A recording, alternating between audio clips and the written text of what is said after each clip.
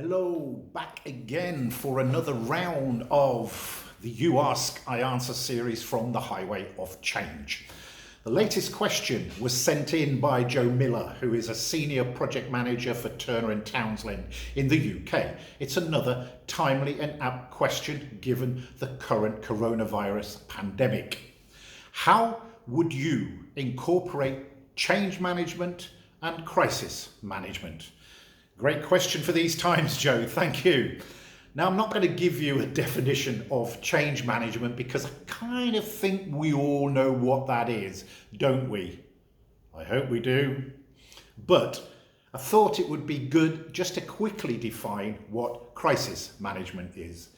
Crisis management is the process by which an organisation deals with a disruptive and unexpected event that threatens to harm the organisation and its stakeholders.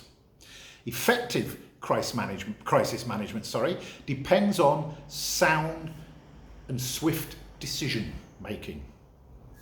Many leaders face crises imposed by external circumstances that require the rallying of people.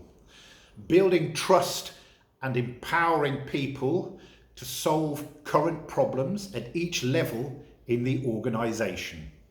It goes a long way in developing a strong team of leaders who can take on a crisis and also any future challenges of a similar nature.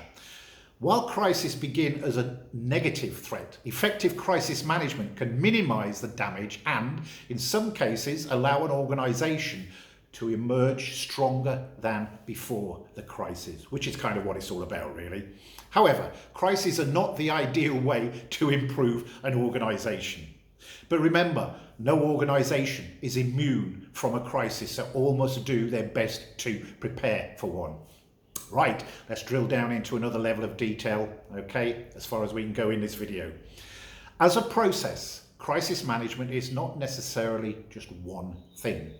It can be divided into three distinct phases. Phase one, the pre-crisis phase, is concerned with prevention and preparation. Two, the crisis response phase is when management must actually respond. And number three is the post-crisis phase, looks for ways to better prepare for the next crisis and fulfills commitments made during the crisis response phase, including any follow-up information and actions. So there you have it. Right, what I'll try and do now is take each phase and associated activities within that phase and align this to how I think they integrate with change management. Number one, the crisis preparation phase. Have a designated crisis management team that is properly trained. Great. This is essentially an organisational change, is it not? So you'll need to think about designing specific roles and responsibilities, have accompanied job descriptions, so each person is fully aware of where they fit in to the process. Have a crisis management plan and update it at least annually. This is an output from the crisis management team and is an essential part of the change planning process. Conduct an exercise at least annually to test the crisis management plan and the team. This is obviously a training exercise, which is an integral part of change. Pre-draft select crisis management messages, including content. Hey, guess what? This is communication, which we all know is an absolute must for a successful change to happen. Now the crisis response phase. Be quick and try to have an initial response within the first hour. Back to communication again, and I'll be coming on to communication several more times throughout this video. Be consistent by keeping spokespeople informed of crisis events and message points. Spokespeople can be another word for change agents, and we all know how crucial having a good network of change agents is in any change process. Use all the available communication, I told you I'd come back to it, channels, including the internet, intranet, social media, and other mass notification applications. So communication again, so kind of won't dwell on it, but I might do later. Demonstrate concern and sympathy for victims and provide stress and trauma counselling, an essential part and parcel of helping people through change. Remember to include employees in the initial response. Active involvement, which I mentioned before, is a key element of successful change. The third phase, the post-crisis phase, deliver all information promised to stakeholders as soon as that information is known. I did say I'd come back to communication again, didn't I? Keep stakeholders updated on the progression of recovery efforts, including any corrective measures being taken and the progress of investigations. Communications again. Never mind, it's essential.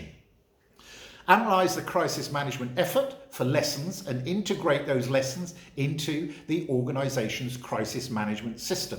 This is an interesting one, to be honest, because in video 5 of this series, I answered the question, how do you get projects to learn from past lessons when all they really want to do is start the next thing? Because it's a crucial aspect of change. That's why. So, based on the crisis, the process of change has an impact on the whole organisation and all individuals working there. It influences things like what an organisation does, the way the organisation does things, the way all business units of the organisation communicate, and share information. I have a phrase I often use which goes, anything that involves a change to business operations requires effective change management. A crisis is such a change. Right, let me just go through four key change activities that are, I consider, the foundation for successful crisis management. 1, commitment of the senior management team is essential. So think about it like sponsorship, if you like. A team with aligned objectives that can remove barriers and ensure involvement of the entire organisation. Middle managers, especially if they are part of a network of change agents, need to be on board early, and they should be kept fully informed on a regular basis. Organisations should major on communication because it is critical for people to be reminded of what is going on and what's happening. And finally, what about the involvement of the leaders, which we touched on a little bit earlier? Successful organisations have leaders who not only generate great ideas, but are also passionately and relentlessly drive them. The key lies in the need for open and consistent, guess what, communication throughout the hierarchy to contribute to a successful crisis communication process. Crisis leadership has become a defining feature. In times of crisis, organisations expect their leadership to minimise the impact of the crisis at hand. In this very extreme environment, executive decision makers must somehow establish a sense of normality and foster collective learning from the crisis experience. That's it. I hope that's provided you with a very high level view of how I think change management can be incorporated with crisis management. I haven't chosen a question for the next UAsk IAnswer session yet, but I can always do with some more, so please send me some in via LinkedIn messaging or my email address. Thanks again for listening to me and my change answers. I hope you still find them useful. Thank you, and I'll see you again soon.